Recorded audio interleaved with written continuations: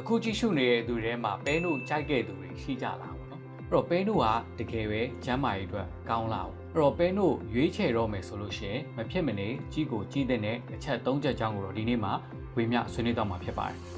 အားလုံးပဲမင်္ဂလာပါကျွန်တော်ကတော့အစားအသောက်နဲ့ဟာရဆိုင်ထူပြူဒေါက်တာရင်းဖြစ်ပါတယ်အဲ့တော့ကျွန်တော်တို့အနေနဲ့ပဲနို့ကတကယ်ပဲကျန်းမာရေးအတွက်ကောင်းရလာအောင်အဲ့တော့နေ့စဉ်အလုပ်လုပ်နေရတဲ့သူတွေနောက်ပြီးတော့မှရုံသွားကြောင်းသွားအားကစားလုပ်နေတဲ့လူငယ်လူရွယ်တွေအနေနဲ့နေ့စဉ် protein လိုအပ်ချက်ကိုလုံလောက်စွာရရှိဖို့အရေးကြီးတာဖြစ်ပါတယ်။အဲ့တော့ဒီနေရာမှာပေါ့နော်ဒီပဲနို့ကဒီ plant protein မျိုးစားတစ်မျိုးဖြစ်ပြီးတော့မှဒီကျွန်တော်ခန္ဓာကိုယ်ရဲ့ tissue တွေကြွက်သားတွေပြန်လည်တည်ဆောက်ဖို့အတွက်ကိုလိုအပ်တဲ့ protein ပမာဏကိုထောက်ပံ့ပေးနေတာဖြစ်ပါတယ်။အဲနောက်ဒုတိယအချက်အနေနဲ့အကြောင်းကျွန်တော်ဗာလဲဆိုလို့ရှိရင်ဒီပဲနို့ကပေါ့နော်ပဲကနေထုတ်လုပ်ထားတာဖြစ်တဲ့အတွက် cholesterol free ဖြစ်တယ်ပေါ့နော်အဲနောက်ပြီးတော့မှသူကဒီ plant protein အမျိုးအစားတစ်မျိုးဖြစ်တဲ့အတွက်ကျွန်တော်တို့ရဲ့နှလုံးကျန်းမာရေးကိုအထောက်အကူပြုစေနိုင်တယ်ဆိုတော့အချက်ကိုလည်းတွေ့ရဖြစ်ပါတယ်။နောက်နံပါတ်3ချက်အနေနဲ့အကြောင်းကျွန်တော်တို့ဒီပဲနို့မှာပေါ့နော် isoflavone လို့ခေါ်တဲ့ဓာတ်တွေပါဝင်တာဖြစ်တဲ့အတွက်ကျွန်တော်တို့ရဲ့သားရည်ကိုတင်းရင်းစေတာ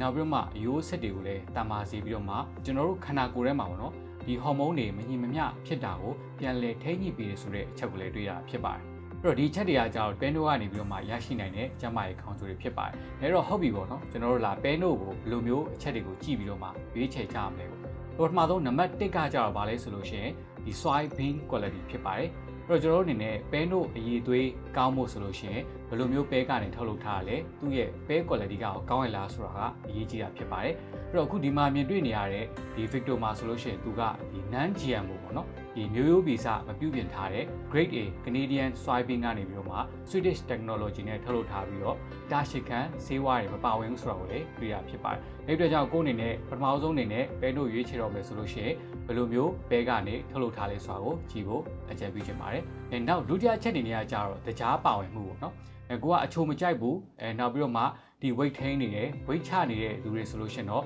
ဒီ Victor Active လိုမျိုးပေါ့နော်ဒီတကြားမထည့်ထားတာဒါမှမဟုတ်ဆိုလို့ရှိရင်တကြားပါဝင်မှုနည်းတဲ့ပဲနို့တွေကိုရွေးချယ်ဖို့အတွက်အကြံပြုချင်ပါတယ်